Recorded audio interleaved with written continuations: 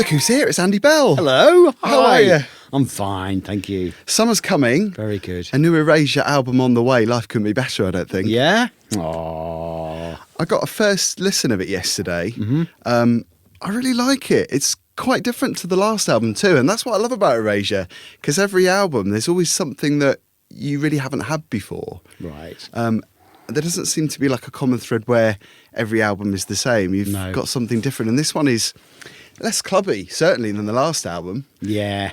It's a bit more poignant. Really like it. I really like the mood of it. Well, thank you.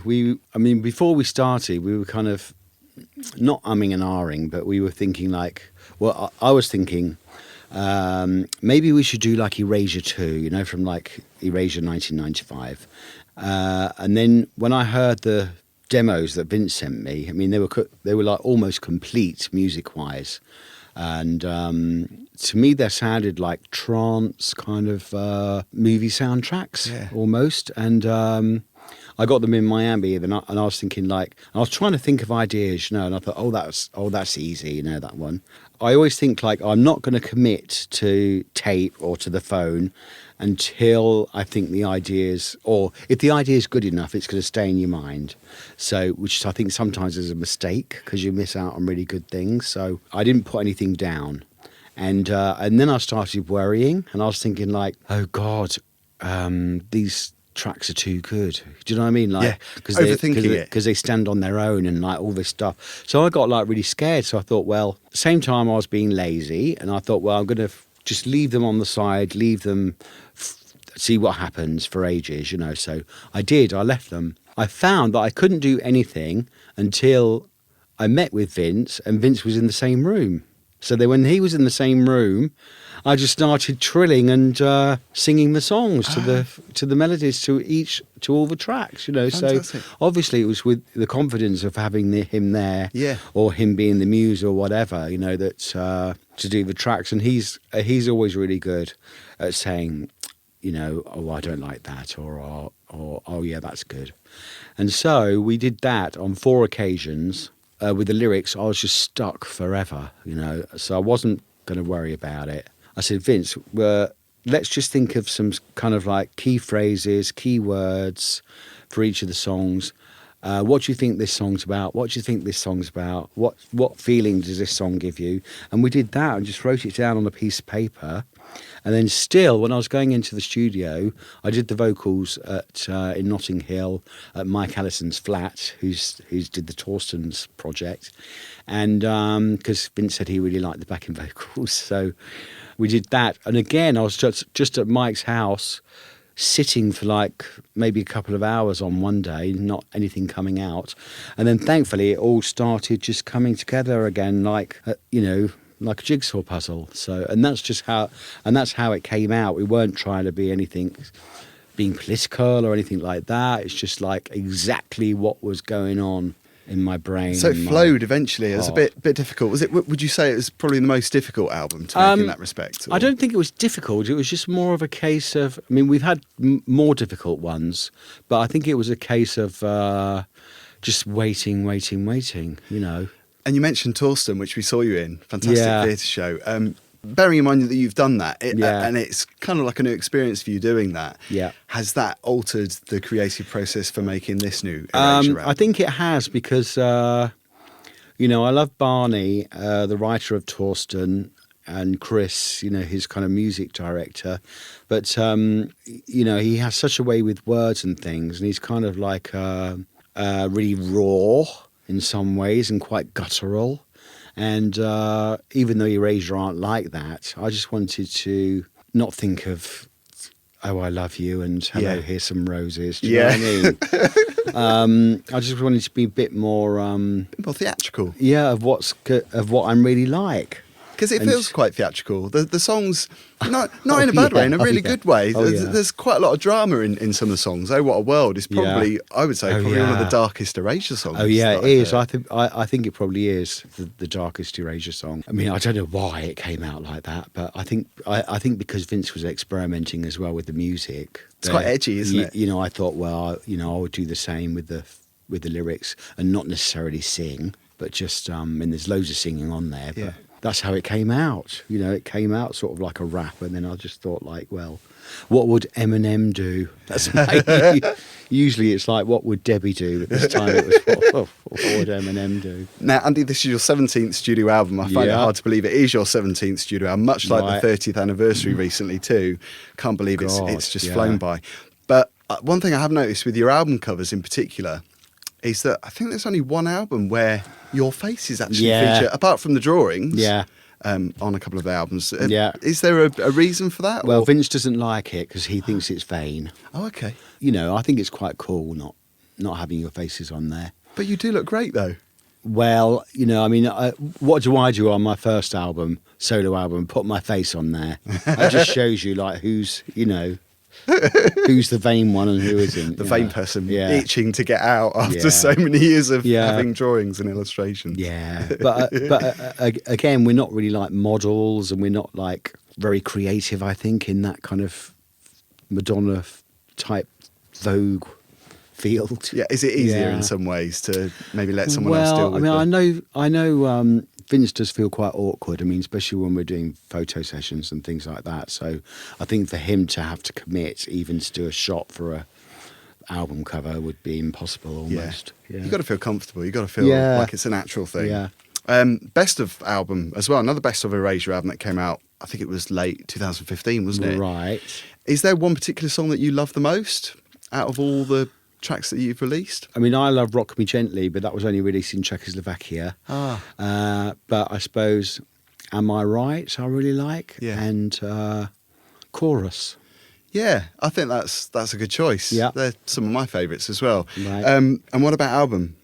Obviously, you've got to say the new one. Albums, yeah, I do like the new one. I mean, it's kind of, I think it's quite tricky, though, the new one.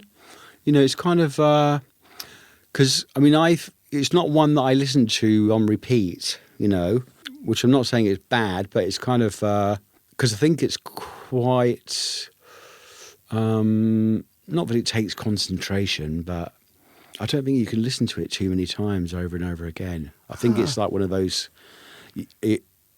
ones you just have to put on every now and then.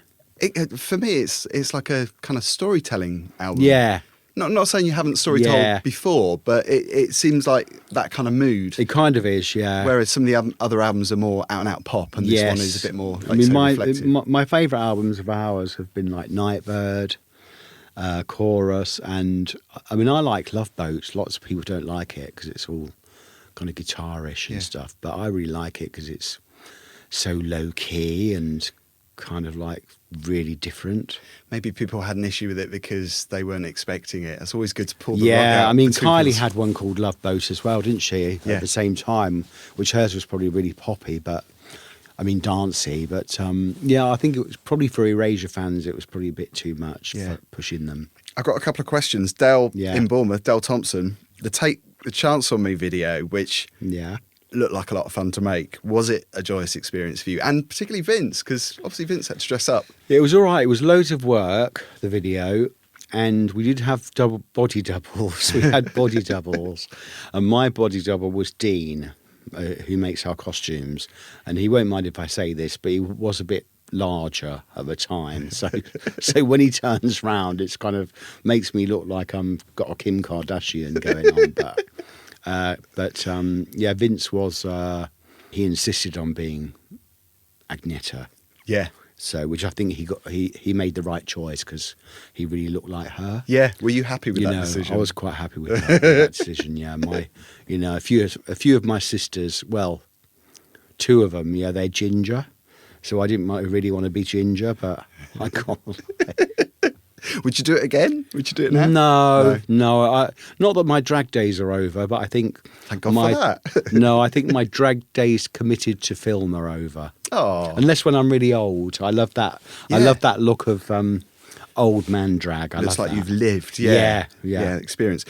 Peter in Manchester, were you happy with the fan choice song for the upcoming shows? Because you're going out on tour. I can't remember what they all were, but I know that it's probably Phantom Bride. I'm not sure, but we've done it before, and it's all right. It's quite a brave thing, isn't it, to hand it over to them to decide? Yeah, because you kind of lose a little bit of creative freedom. Yeah,